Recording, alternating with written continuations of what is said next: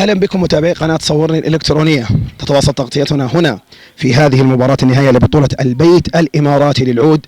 في هذه اللحظات نستضيف معلق المباراة النهائية الذي أمتعنا وكان في الحدث بإبداعه وتألقه، الكابتن أو الأستاذ عزيز الشريف. عزيز أهلا بك. أول شيء أقول بسم الله الرحمن الرحيم والحمد لله على أتمنى أن أكون قدمت الشيء الأفضل في المباراة النهائية، وأتمنى أن أكون صراحة أمتعت الجمهور الحاضر واللاعبين داخل أرضية الملعب والفريقين. كابتن عزيز، أنت حضرت في الافتتاح وحضرت اليوم في النهائي. الفريقان نفسهما هما من لاعب كلتا المباراتين. كيف كان الوضع الفني بين المباراة الأولى والمباراة الثانية، وخصوصا أنه فريق الدولي استطاع أن يثأر لخسارة الافتتاح ويهزم فريق كويك برجر اليوم في النهائي؟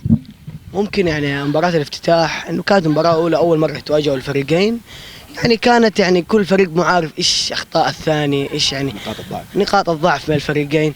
بس في المباراة النهائية الدولي الفريق اللي استفاد من اخطائه وحقق البطولة، نقول الف مبروك. وهذا فريق كويك برجر ما شاء الله قدموا مباراة كبيرة بس الحظ ما حالفهم. كابتن عزيز، دعنا ننتقل بالفعل إلى سؤال بخصوص التعليق والمعلقين. بما أنك معلق، كيف ترى حال التعليق في مدينة جدة؟ كيف ترى المعلقين فيما بينهم وبينه ومدى تعاونهم؟ والله شوف، يعني أنت بدأت تخش موضوع المعلقين يعني الصراحة يعني لا أقول لهم الله يوفقكم إن شاء الله في مجال التعليق، إن شاء الله نشوفكم كل واحد أكبر من الثاني في التعليق، ونشوفكم في أكبر القنوات في متألقين، في أكبر القنوات بين سبورت والقناة اللي كل واحد يتمناها. بس المعلقين على مستوى حياة جدة الصراحة أنا أتمنى من المعلقين وأوجه لهم الرسالة هذه إنهم يعني يبتعدوا قليلا يعني عن شغل الحساسيات، عن شغل الجروبات، عن شغل والله هذه البطولة خاصة بهذا المعلقين، هذه البطولة خاصة بهذا المعلق، خاصة بهذا المعلقين، معلقين محددين. أعطي الفرصة لبعض المعلقين، ممكن انهم يوم من الايام حيكون الاول انك تدي الفرصه لاحد المعلقين الصغار. اما انت يعني زي بعض البطولات حاليا يقول لك والله حددنا معلقين محددين. هذا الشيء صراحه مسوي جدل كبير في الفتره الماضيه، جدل كبير جدا، وانا اتمنى صراحه انهم يبتعدوا عن هذه الاشياء ويعطوا الفرصه صراحه للمعلقين الصغار اللي قاعدين يقدموا مستويات كبيره.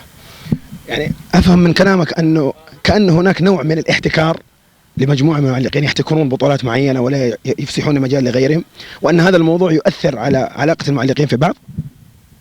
والله يعني هذه العلاقة صراحة من الممكن أنها تأثر بين المعلقين، بس صراحة أتمنى المعلقين أنت كمعلق فكر أنك تحسن من نفسك.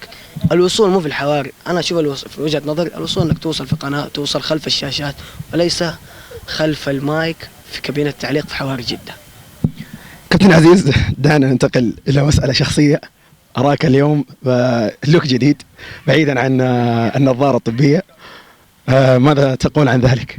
والله نيولك بدون نظارة صراحة الشكل اللي عجبني، وابتعدنا عن النظارة، وإن شاء الله خلاص من اليوم حتشوفوني بدون نظارة بإذن الله. عزيز الشريف، معلق المباراة النهائية وأحد أبرز معلقي مدينة جدة، شكرا جزيلا لك. عفوا حبيبي أسعد علي، والله يوفقك إن شاء الله، وشكرا على الاستضافة الحلوة، وشكرا على المشاركة الجميلة اللي كانت في البطولة.